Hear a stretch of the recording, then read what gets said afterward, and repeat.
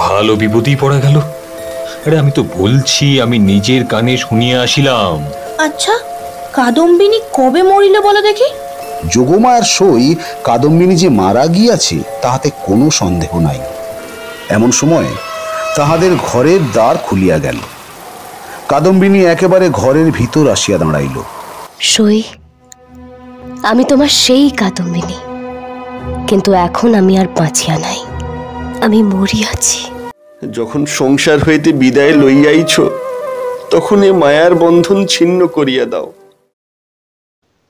বাংলা সাহিত্যের কিছু কালজয়ী গল্পের ভাণ্ডার দিয়ে সাজানো আমাদের এই গল্পের আসর। আমাদের এই ভাণ্ডারে আছে নানা স্বাদের গল্প। কখনো তা সে রহস্যে মোড়া, কখনো বা সেটা হাড়হিম করা ভয়ের, কিংবা কখনো প্রাণ খোলা মজার। এই গল্পগুলো বেঁচে থাকুক আমাদের মনের মণিকোঠায় চিরকাল। গল্পের আসরে আমাদের আজকের নিবেদন রবীন্দ্রনাথ ঠাকুরের জীবিত ও মৃত। নির্দেশনায় আমি মনোজ। গল্প পাঠে সূত্রধরের ভূমিকায় আমি মনোজ।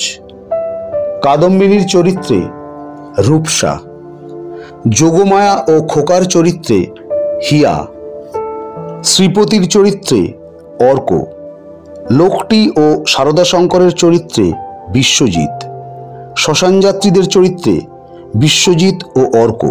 সম্পাদনায় আমি মনোজ, সঙ্গে স্বর্ণদী। আমাদের শ্রোতা বন্ধুদের কাছে শুধু একটাই অনুরোধ, আমাদের এই গল্পের আসরকে আরও বেশি করে জমিয়ে রাখতে আমাদের এই চ্যানেলটিকে লাইক, শেয়ার এবং সাবস্ক্রাইব করে দেবেন। শুরু হচ্ছে আমাদের আসরের আজকের গল্প, রবীন্দ্রনাথ ঠাকুরের জীবিত ও মৃত। রানীহাটের জমিদার সারদা শঙ্কর বাবুদের বাড়ির বিধবা পুত্রবধূটির পিতৃকুলে কেহ ছিল না। সকলেই একে একে মারা গিয়েছে। পতিকুলেও ঠিক আপনার বলিতে কেহ নাই। পতিও নাই, পুত্রও নাই। একটি ভাসুরপ, সারদা শঙ্করের ছোট ছেলেটি, সেই তাহার চক্ষের মণি। সে জন্মিবার পর তাহার মাতার বহুকাল ধরিয়া শক্ত পীড়া হইয়াছিল। সেই জন্যে এই বিধবা কাকি কাদম্বিনী তাহাকে মানুষ করিয়াছে। পরের ছেলে মানুষ করিলে তাহার প্রতি প্রাণের টান আরো বেশি হয়, কারণ তাহার উপরে অধিকার থাকে না, তাহার উপরে কোনো সামাজিক দাবিও নাই, কেবল স্নেহের দাবি। কিন্তু কেবলমাত্র স্নেহ সমাজের সমক্ষে আপনার দাবি কোনো দলিল অনুসারে সপ্রমাণ করিতে পারে না এবং চাহেও না। কেবল অনিশ্চিত প্রাণের ধনটিকে দ্বিগুণ ব্যাকুলতার সহিত ভালোবাসে। বিধবার সমস্ত রুদ্ধ প্রীতি এই ছেলেটির প্রতি সিঞ্চন করিয়া একদিন শ্রাবণের রাত্রে কাদম্বিনীর অকস্মাৎ মৃত্যু হইল। হঠাৎ কি কারণে তাহার হৃৎস্পন্দন স্তব্ধ হইয়া গেল, সময় জগতের আর সর্বত্রই চলিতে লাগিল। কেবল সেই স্নেহকাতর ক্ষুদ্র কোমল বক্ষটির ভিতর সময়ের ঘড়ির কল চিরকালের মতো বন্ধ হইয়া গেল। পাছে পুলিশের উপদ্রব ঘটে, এই জন্য অধিক আড়ম্বর না করিয়া জমিদারের 4 জন ব্রাহ্মণ কর্মচারী অনতিবিলম্বে মৃতদেহ দাহ করিতে লইয়া গেল। রানীহাটের শ্মশান লোকালয় হইতে বহু দূরে। পুষ্করিণীর ধারে একখানি কুটির এবং তাহার নিকটে একটা প্রকাণ্ড বটগাছ। বৃহৎ মাঠে আর কোথাও কিছু নাই। পূর্বে এইখান দিয়া নদী বহিত, এখন নদী শুকাইয়া গিয়াছে। সেই শুষ্ক জলপথের এক অংশ খনন করিয়া শ্মশানের পুষ্করিণী নির্মিত হইয়াছে। এখানকার লোকেরা এই পুষ্করিণীকেই পুণ্য স্রোতস্বিনীর প্রতিনিধি স্বরূপ জ্ঞান করে। মৃতদেহ কুটিরের মধ্যে স্থাপন করিয়া চিতার কাঠ আসিবার প্রতীক্ষায় 4 জনে বসিয়া রহিল। সময় এত দীর্ঘ বোধ হইতে লাগিল যে অধীর হইয়া 4 জনের মধ্যে নিতাই এবং গুরুচরণ কাঠ আনিতে এত বিলম্ব হইতেছে কেন দেখিতে গেল। সিধু এবং বনমালী মৃতদেহ রক্ষা করিয়া বসিয়া রইল।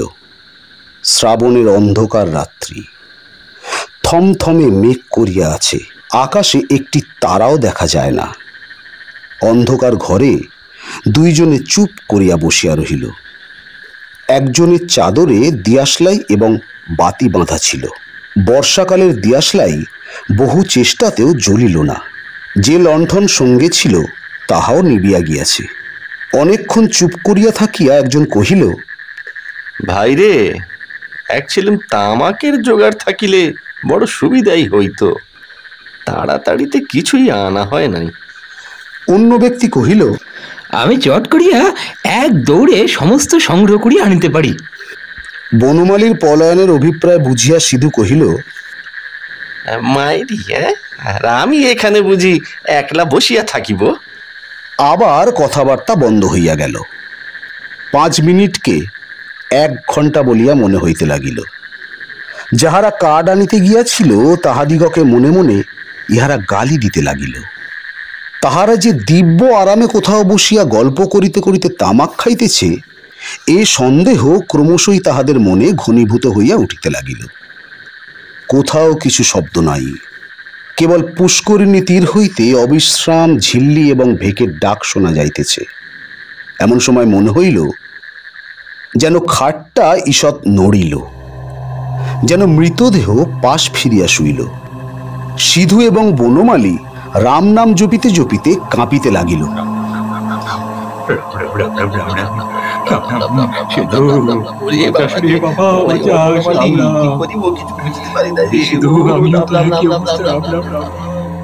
হঠাৎ ঘরের মধ্যে একটা দীর্ঘ নিঃশ্বাস শোনা গেল। সিধু এবং বনমালী এক মুহূর্তে ঘর হইতে লম্ফ দিয়া বাহির হইয়া গ্রামের অভিমুখে দৌড় দিল।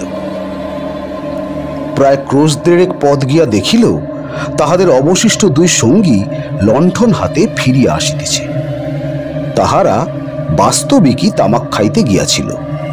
কাঠের কোনো খবর জানে না, তথাপি সংবাদ দিল গাছ কাটিয়া ফাড়াইতেছে, অনতিবিলম্বে রওনা হইবে। তখন সিধু এবং বনমালী কুটিরের সমস্ত ঘটনা বর্ণনা করিল। নিতাই এবং গুরুচরণ অবিশ্বাস করিয়া উড়াইয়া দিল এবং কর্তব্য ত্যাগ করিয়া আসার জন্য অপর 2 জনের প্রতি অত্যন্ত রাগ করিয়া বিস্তর ভর্ৎসনা করিতে লাগিল। কাল বিলম্ব না করিয়া 4 জনেই সেই কুটিরে গিয়া উপস্থিত হইল। ঘরে ঢুকিয়া দেখিল মৃতদেহ নাই, শূন্য খাট পড়িয়া আছে। পরস্পর মুখ চাহিয়া রইল, যদি শ্রীগালে লইয়া গিয়া থাকে, কিন্তু আচ্ছাদন বস্ত্রটি পর্যন্ত নাই। সন্ধান করিতে করিতে গিয়া দেখে কুটিরের দ্বারের কাছে খানিকটা কাদা জমিয়াছিল, তাহাতে স্ত্রীলোকের সদ্য এবং ক্ষুদ্র পদচিহ্ন। সারদা শঙ্কর সহজ লোক নহেন। তাহাকে এই ভূতের গল্প বলিলে হঠাৎ যে কোনো সুফল পাওয়া যাইবে এমন সম্ভাবনা নাই। তখন 4 জনে বিস্তর পরামর্শ করিয়া স্থির করিল যে দাহ কার্য সমাধা হইয়াছে এইরূপ খবর দেওয়াই ভালো। ভোরের দিকে যাহারা কাঠ লইয়া আসিল তাহারা সংবাদ পাইল বিলম্ব দেখিয়া পূর্বেই কার্য শেষ করা হইয়াছে। কুটিরের মধ্যে কাষ্ঠ সঞ্চিত ছিল। এ সম্বন্ধে কাহারও সহজে সন্দেহ উপস্থিত হইতে পারে না, কারণ মৃতদেহ এমন কিছু বহুমূল্য সম্পত্তি নহে যে কেহ ফাঁকি দিয়া চুরি করিয়া লইয়া যাইবে। সকলেই জানেন জীবনের যখন কোনো লক্ষণ পাওয়া যায় না, তখন অনেক সময় জীবন প্রচ্ছন্নভাবে থাকে এবং সময় মতো পুনর্বার মৃতবৎ দেহে তাহার কার্য আরম্ভ হয়। কাদম্বিনীও মরে নাই। হঠাৎ কি কারণে তাহার জীবনের ক্রিয়া বন্ধ হইয়া গিয়াছিল। যখন সে সচেতন হইয়া উঠিল, দেখিল চতুর্দিকে নিবিড় অন্ধকার। চিরাভ্যাস মতো যেখানে শয়ন করিয়া থাকে মনে হইল এইটা সেই জায়গা নহে। একবার ডাকিল, দিদি। অন্ধকার ঘরে কেহ সাড়া দিল না। সভয়ে উঠিয়া বসিল। মনে পড়িল সেই মৃত্যুশয্যার কথা। সেই হঠাৎ বক্ষের কাছে একটি বেদনা, শ্বাসরোধের উপক্রম। তাহার বড় যা ঘরের কোণে বসিয়া একটি অগ্নিকুণ্ডের উপরে খোকার জন্য দুধ গরম করিতেছে। কাদম্বিনী আর দাঁড়াইতে না পারিয়া বিছানার উপর আছাড় খাইয়া পড়িল। রুদ্ধকণ্ঠে কহিল, দিদি দিদি, একবার খোকাকে আনিয়া দাও, আমার আমার প্রাণ কেমন করিতেছে। তাহার পর সমস্ত কালো হইয়া আসিল, যেন একটি লেখা খাতার উপরে দোয়াত শুদ্ধ কালি গড়াইয়া পড়িল। কাদম্বিনীর সমস্ত স্মৃতি এবং চেতনা, বিশ্বগ্রন্থের সমস্ত অক্ষর এক মুহূর্তে একাকার হইয়া গেল। খোকা একবার শেষবারের মতো তাহার সেই সুমিষ্ট ভালোবাসার স্বরে কাকিমা বলিয়া ডাকিয়াছিল কিনা, তাহার অনন্ত অজ্ঞাত মরণযাত্রার পথে চিরপরিচিত পৃথিবী হইতে এই শেষ স্নেহ পাথেয়টুকু সংগ্রহ করিয়া আনিয়াছিল কিনা, বিধবার তাহাও মনে পড়ে না। প্রথমে মনে হইল জমালয় বুঝি এইরূপ চির নির্জন এবং চিরান্ধকার, সেখানে কিছুই দেখবার নাই, কাজ করিবার নাই, কেবল চিরকাল এইরূপ জাগিয়া উঠিয়া বসিয়া থাকিতে হইবে। তাহার পর যখন মুক্ত দ্বার দিয়া হঠাৎ একটা ঠান্ডা বাদলার বাতাস দিল এবং বর্ষার ভেকের ডাক কানে প্রবেশ করিল, তখন এক মুহূর্তে তাহার এই স্বল্প জীবনের আশৈশব সমস্ত বর্ষার স্মৃতি ঘনীভূত ভাবে তাহার মনে উদয় হইল এবং পৃথিবীর নিকট সংস্পর্শ সে অনুভব করিতে পারিল। একবার বিদ্যুৎ চমকাইয়া উঠিল। সম্মুখে পুষ্করিণী, বটগাছ, বৃহৎ মাঠ এবং সুদূর তরুশ্রেণী এক পলকে তার চোখে পড়িল।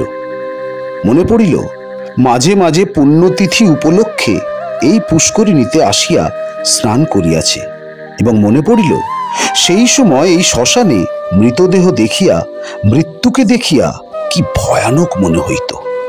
প্রথমে মনে হইল বাড়ি ফিরিয়া যাইতে হইবে, কিন্তু তখনই ভাবিল, আমি তো বাঁচিয়া নাই, আমাকে বাড়িতে লইবে কেন? সেখানে যে অমঙ্গল হইবে। জীবরাজ্য হইতে আমি যে নির্বাসিত হইয়া আসিয়াছি, আমি যে আমার প্রেতাত্মা। তাই যদি না হইবে, তবে সেই অর্ধরাত্রে সারদা শঙ্করের সুরক্ষিত অন্তঃপুর হইতে এই দুর্গম শ্মশানে আসিল কেমন করিয়া? এখনো যদি তার অন্ত্যেষ্টিক্রিয়া শেষ না হইয়া থাকে, তবে দাহ করিবার লোকজন গেল কোথায়? সারদা শঙ্করের আলোকিত গৃহে তাহার মৃত্যুর শেষ মুহূর্ত মনে পড়িল তার।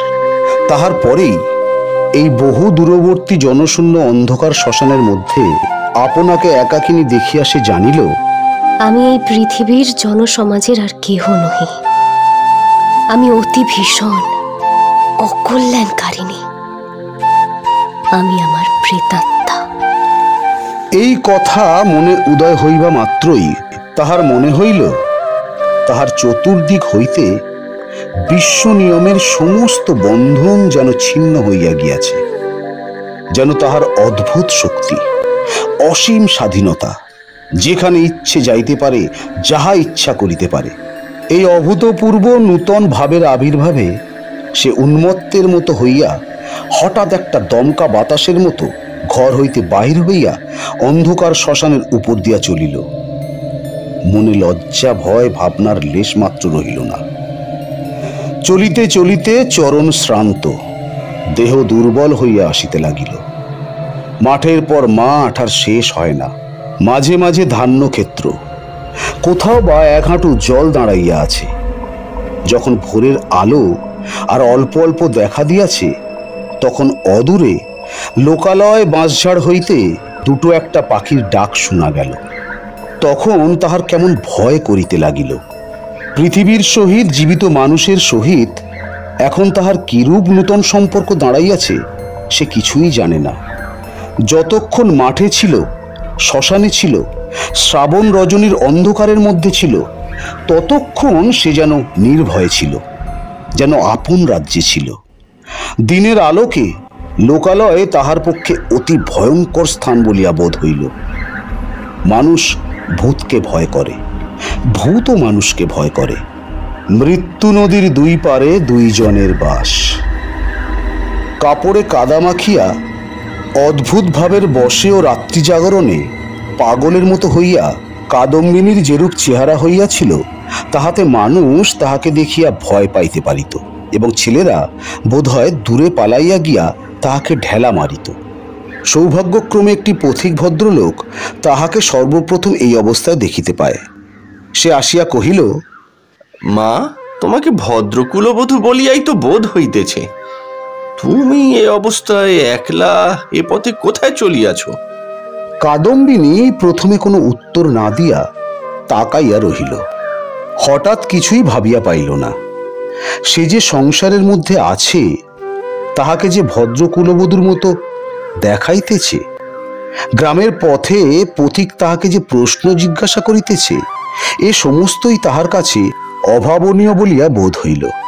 পথিক তাহাকে পুনশ্চ কহিল, চলো মা, আমি তোমাকে তোমার ঘরে পৌঁছাইয়া দিই। তা তোমার বাড়ি কোথায় আমাকে বলো দেখি। কাদম্বিনী চিন্তা করিতে লাগিল। শ্বশুর বাড়ি ফিরিবার কথা মনে স্থান দেওয়া যায় না। বাপের বাড়ি তো নাই। তখন ছেলেবেলার সইকে মনে পড়িল। সই যোগমায়ার সহিত যদিও ছেলেবেলা হইতে বিচ্ছেদ, তথাপি মাঝে মাঝে চিঠিপত্র চলে।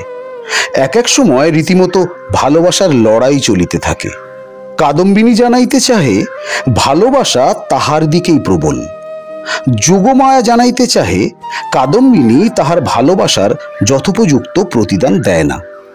কোনো সুযোগে একবার উভয় মিলিত হইতে পারিলে যে একদণ্ড কেহ কাহাকে চোখের আড়াল করিতে পারিবে না, এই বিষয়ে কোনো পক্ষেরই কোনো সন্দেহ ছিল না।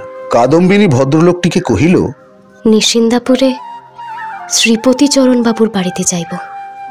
পথিক কলিকাতায় যাইতেছিল। নিশিন্দাপুর যদিও নিকটবর্তী নহে, তথাপি তাহার গম্যপথেই পড়ে। তিনি স্বয়ং বন্দোবস্ত করিয়া কাদম্বিনীকে শ্রীপতিচরণ বাবুর বাড়ি পৌঁছাইয়া দিলেন। দুই সইয়ে মিলন হইল। প্রথমে চিনিতে একটু বিলম্ব হইয়াছিল, তাহার পরে বাল্যসাদৃশ্য উভয়ের চক্ষে ক্রমশই পরিস্ফুট হইয়া উঠিল। যোগমায়া কহিল, ও মা, আমার কি ভাগ্য! তোমার যে দর্শন পাইব এমন তো আমার মনেই ছিল না। কিন্তু ভাই, তুমি কি করিয়া আসিলে? তোমার শ্বশুর বাড়ির লোকেরা তোমাকে একা ছাড়িয়া দিল? কাদম্বিনী চুপ করিয়া রহিল।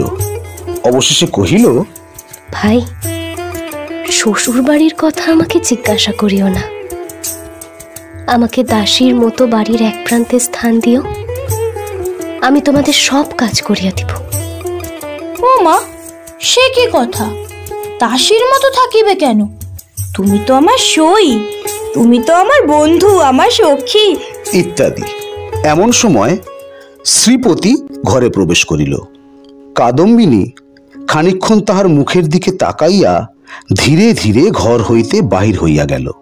মাথায় কাপড় দেওয়া বা অন্য কোনরূপ সংকোচ বা সম্ভ্রমের কোনো লক্ষণ দেখা গেল না। পাছে তাহার সইয়ের বিরুদ্ধে শ্রীপতি কিছু মনে করে, এই জন্য ব্যস্ত হইয়া যোগমায়া নানা রূপে তাকে বুঝাইতে আরম্ভ করিল। কিন্তু এতই অল্প বুঝাইতে হইল এবং শ্রীপতি এত সহজে যোগমায়ার সমস্ত প্রস্তাবে অনুমোদন করিল যে যোগমায়া মনে মনে বিশেষ সন্তুষ্ট হইল না। কাদম্বিনী সইয়ের বাড়িতে আসিল, কিন্তু সইয়ের সঙ্গে মিশিতে পারিল না। মাঝে মৃত্যুর ব্যবধান। আত্মসম্বন্ধে সর্বদা একটা সন্দেহ এবং চেতনা থাকিলে পরের সঙ্গে মেশা যায় না। কাদম্বিনী যোগমায়ার মুখের দিকে চায় এবং কি যেন ভাবে। স্বামী এবং ঘরকন্যা লইয়া ও যেন বহু দূরে আর এক জগতে আছে। স্নেহ মমতা এবং সমস্ত কর্তব্য লইয়া ও যেন পৃথিবীর লোক, আর আমি যেন শূন্য ছায়া। ও যেন অস্তিত্বের দেশে, আর আমি যেন অনন্তের মধ্যে। যোগমায়ারও কেমন যেন লাগিল, কিছুই বুঝিতে পারিল না। স্ত্রীলোক রহস্য সহ্য করিতে পারে না, কারণ অনিশ্চিতকে লইয়া কবিত্ব করা যায়, বীরত্ব করা যায়, পাণ্ডিত্য করা যায়, কিন্তু ঘর কন্যা করা যায় না। এই জন্য স্ত্রীলোক যেটা বুঝিতে পারে না, হয় সেটার অস্তিত্ব বিলোপ করিয়া তাহার সহিত কোনো সম্পর্ক রাখে না, নয় তাহাকে স্বহস্তে নূতন মূর্তি দিয়া নিজের ব্যবহারযোগ্য একটি সামগ্রী গড়িয়া তোলে। যদি দুইয়ের কোনোটাই না পারে তবে তাহার উপর ভারী রাগ করিতে থাকে। কাদম্বিনী যতই দুর্বোধ্য হইয়া উঠিল, যোগমায়া তাহার উপর ততই রাগ করিতে লাগিল। ভাবিল, এ কি উপদ্রব স্কন্ধের ওপর চাপিল। আবার আর এক বিপদ। কাদম্বিনীর আপনাকে আপনি ভয় করে। সে নিজের কাজ হইতে নিজে কিছুতেই পালাইতে পারে না। যাহাদের ভূতের ভয় আছে তাহারা আপন পশ্চাৎ দিককে ভয় করে। যেখানে দৃষ্টি রাখিতে পারে না সেইখানেই ভয়। কিন্তু কাদম্বিনীর আপনার মধ্যেই সর্বাপেক্ষা বেশি ভয়, বাহিরে তার ভয় নাই। এই জন্য বিজন দ্বীপ্রহরে সে একা ঘরে এক একদিন চিৎকার করিয়া উঠিত এবং সন্ধেবেলায় দীপালোকে আপনার ছায়া দেখিলে তাহার গা ছমছম করিতে থাকিত। তাহার এই ভয় দেখিয়া বাড়ি শুদ্ধ লোকের মনে কেমন একটা ভয় জন্মিয়া গেল। চাকর দাসীরা এবং যোগমায়াও যখন তখন যেখানে সেখানে ভূত দেখিতে আরম্ভ করিল। একদিন এমন হইল, কাদম্বিনী অর্ধরাত্রে আপন শয়নগৃহ হইতে কাঁদিয়া বাহির হইয়া একেবারে যোগমায়ার গৃহদ্বারে আসিয়া কহিল, দিদি, দিদি, তোমার দুটি পায়ে পড়ি গো, আমায় একলা ফেলিয়া রাখিও না। যোগমায়া যেমন ভয়ও পাইল তেমনি রাগও হইল। ইচ্ছা করিল তদ্দণ্ডেই কাদম্বিনীকে দূর করিয়া দেয়। দয়াপরবশ শ্রীপতি অনেক চেষ্টায় তাহাকে ঠান্ডা করিয়া পার্শ্ববর্তী গৃহে স্থান দিল। পরদিন অসময়ে অন্তঃপুরে শ্রীপতির তলব হইল। যোগমায়া তাহাকে অকস্মাৎ ভর্ৎসনা করিতে আরম্ভ করিল। হ্যাঁ গা, তুমি কেমন দাঁড়ালো? হ্যাঁ, একজন মেয়ে মানুষ আপন শ্বশুর ঘর ছাড়িয়া তোমার ঘরে আসিয়া অধিষ্ঠান হইল, মাসখানেক হইয়া গেল, তবু যাইবার নাম করে না। আর তোমার মুখে যে একটি আপত্তি মাত্র শুনি না। তোমার মনের ভাবটা কি বুঝাইয়া বলো দেখি। বাস্তবিক সাধারণ স্ত্রী জাতির পরে পুরুষ মানুষের একটা নির্বিচার পক্ষপাত আছে এবং সেজন্য স্ত্রীলোকেরাই তাহাদিগকে অধিক অপরাধী করে। নিঃসহায় অথচ সুন্দরী কাদম্বিনীর প্রতি শ্রীপতির করুণা যে যথোচিত মাত্রার চেয়ে কিঞ্চিত অধিক ছিল, তাহার বিরুদ্ধে তিনি যোগমায়ার গাত্রস্পর্শপূর্বক শপথ করিতে উদ্যত হইলেও তাহার ব্যবহারে তাহার প্রমাণ পাওয়া যাইত। তিনি মনে করিতেন, নিশ্চয়ই শ্বশুরবাড়ির লোকেরা এই পুত্রহীনা বিধবার প্রতি অন্যায় অত্যাচার করিত, তাই নিতান্ত সহ্য করিতে না পারিয়া পলাইয়া কাদম্বিনী আমার আশ্রয় লইয়াছে।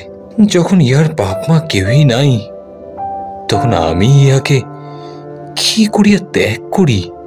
এই বলিয়া তিনি কোন রূপে সন্ধান লইতে ক্ষান্ত ছিলেন এবং কাদম্বিনীকেও এই অপ্রীতিকর বিষয়ে প্রশ্ন করিয়া ব্যথিত করিতে তাহার প্রবৃত্তি হইত না। তখন তাহার স্ত্রী অসার কর্তব্য বুদ্ধিতে নানা প্রকার আঘাত দিতে লাগিল। কাদম্বিনীর শ্বশুরবাড়িতে খবর দেওয়া যে তাহার গৃহের শান্তি রক্ষার পক্ষে একান্ত আবশ্যক, তাহা তিনি বেশ বুঝিতে পারিলেন। অবশেষে স্থির করিলেন, হঠাৎ চিঠি লিখিয়া বসিলে ভালো ফল নাও হইতে পারে।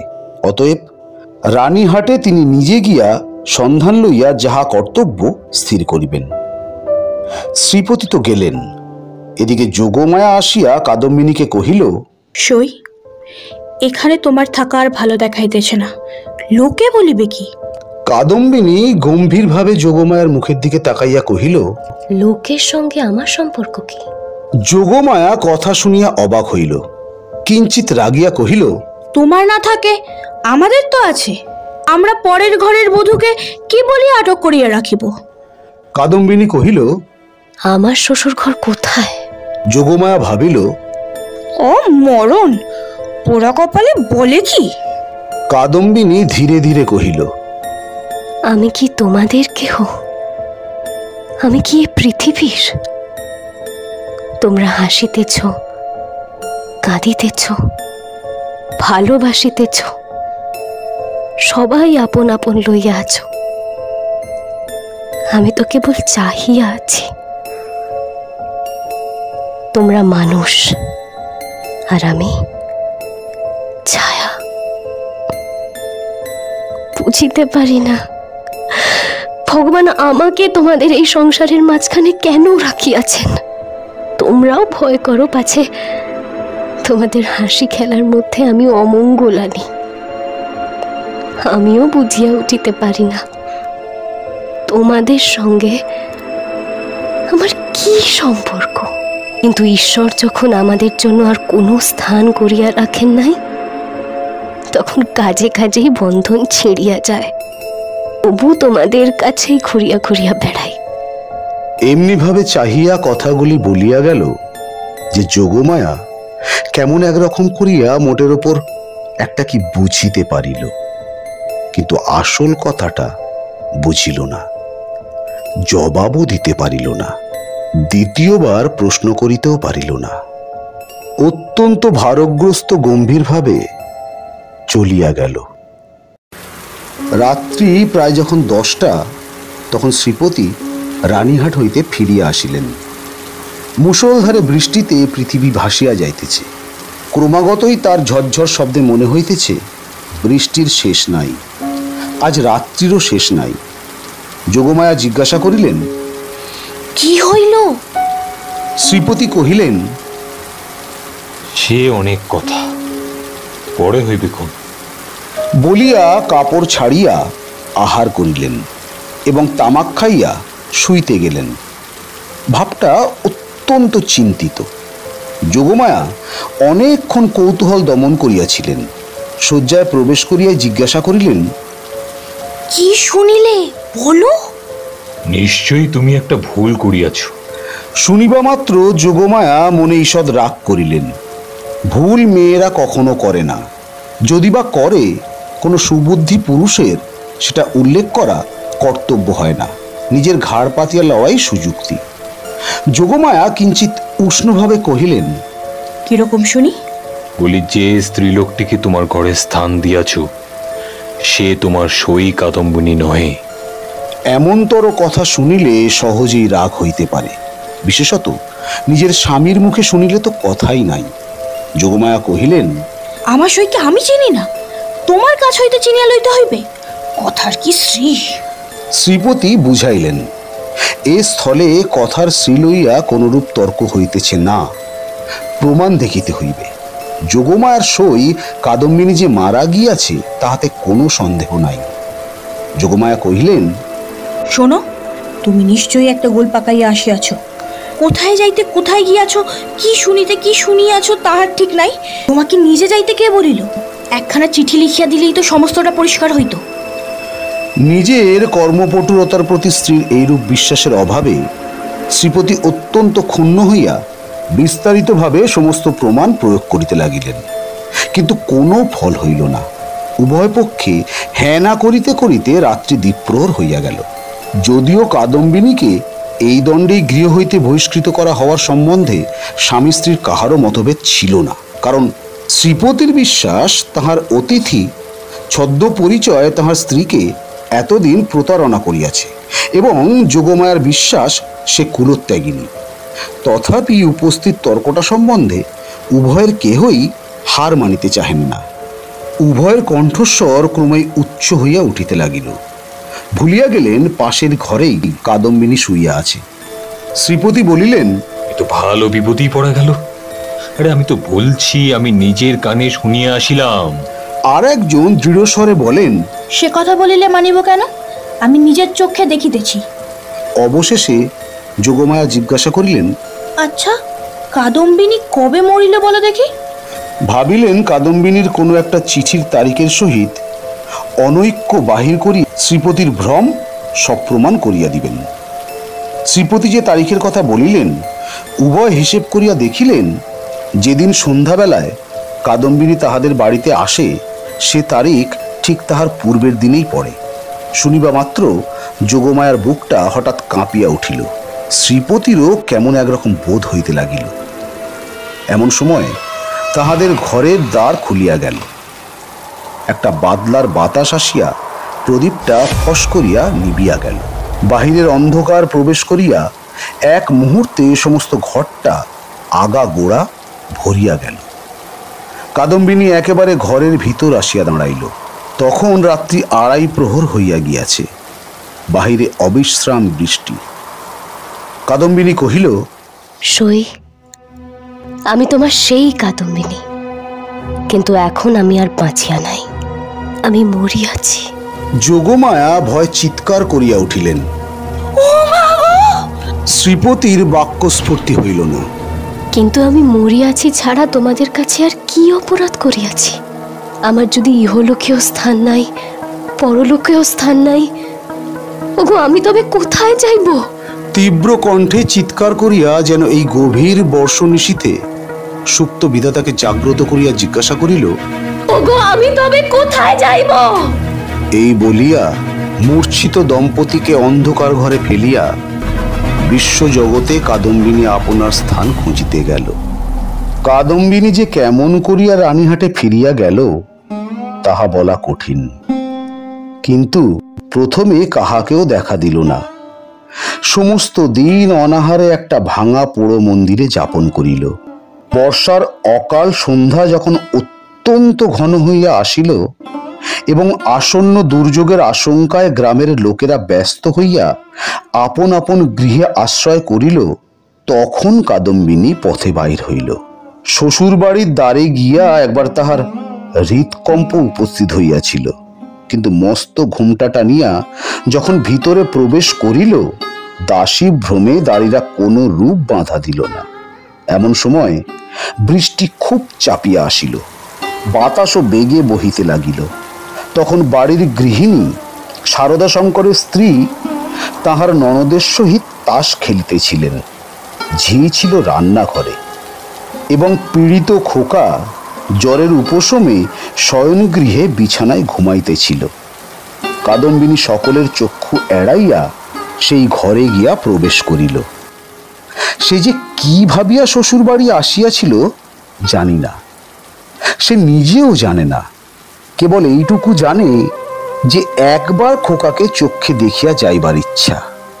তাহার পর কোথায় যাইবে, কি হইবে, সে কথা সে ভাবেও নাই। দীপালোকে দেখিল রুগ্ন শীর্ণ খোকা হাত মুঠা করিয়া ঘুমাইয়া আছে। দেখিয়া উত্তপ্ত হৃদয় যেন তৃষাতুর হইয়া উঠিল। তাহাকে একবার বুকে চাপিয়া না ধরিলে কি বাঁচা যায়? আর তাহার পরে মনে পড়িল, আমি নাই, ইহাকে দেখিবার কে আছে? ইহার মা সঙ্গ ভালোবাসে, গল্প ভালোবাসে, খেলা ভালোবাসে।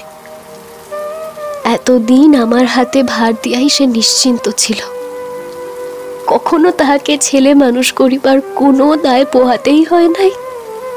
আজ ইহাকে কে তেমন করিয়া যত্ন করিবে? এমন সময় খোকা হঠাৎ পাশ ফিরিয়া অর্ধনিদ্রিত অবস্থায় বলিয়া উঠিল,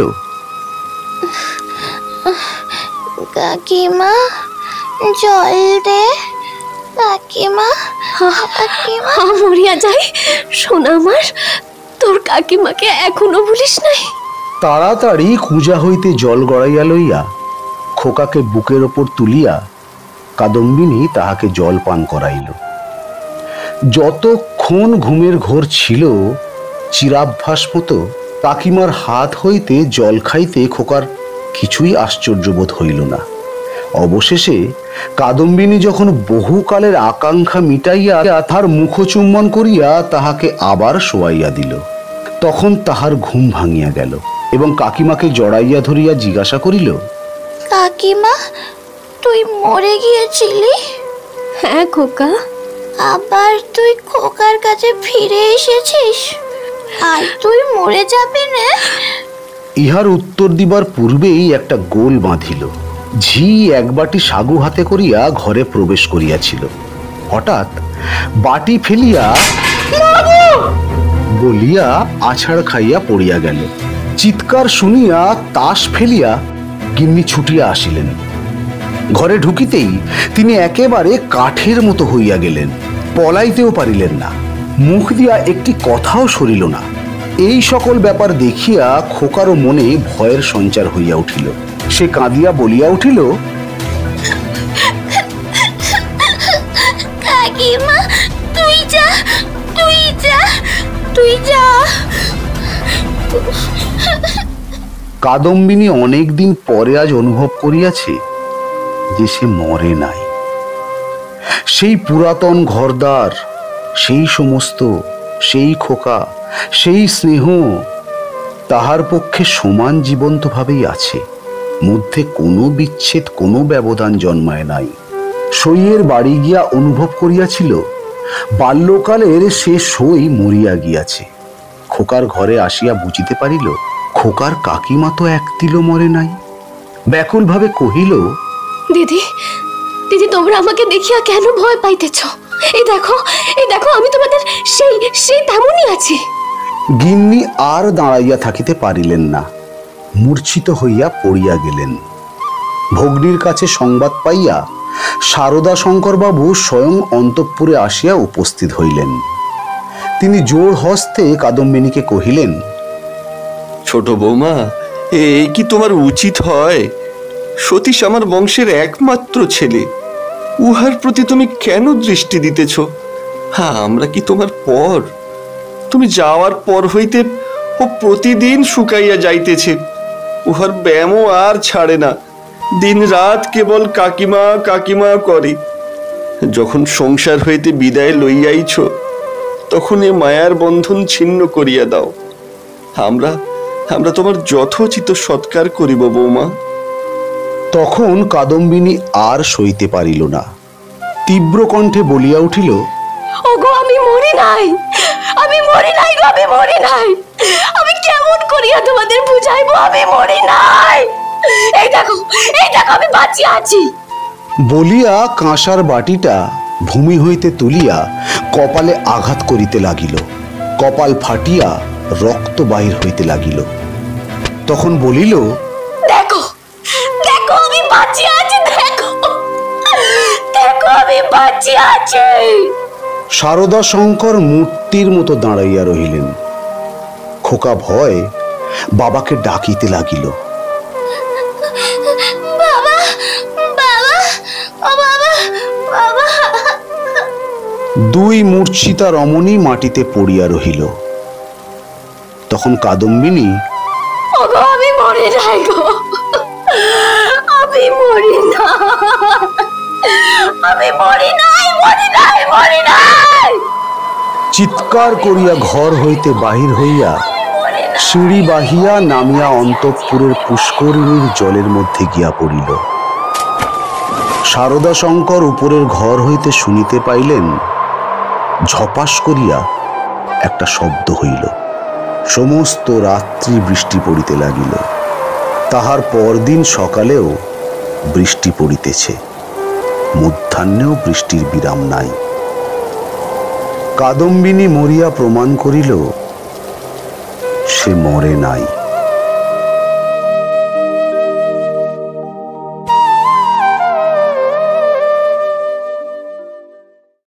আজ আমাদের আসর এই পর্যন্তই। আবার আপনাদের কাছে আজকের এই বিদায় বেলায় সেই চিরাচরিত অনুরোধ, আমাদের এই গল্পের আসর আপনাদের ভালো লেগে থাকলে এই আসর আরো বেশি করে জমিয়ে তুলতে দয়া করে লাইক, শেয়ার এবং সাবস্ক্রাইব করে দেবেন। ভালো থাকবেন। নমস্কার।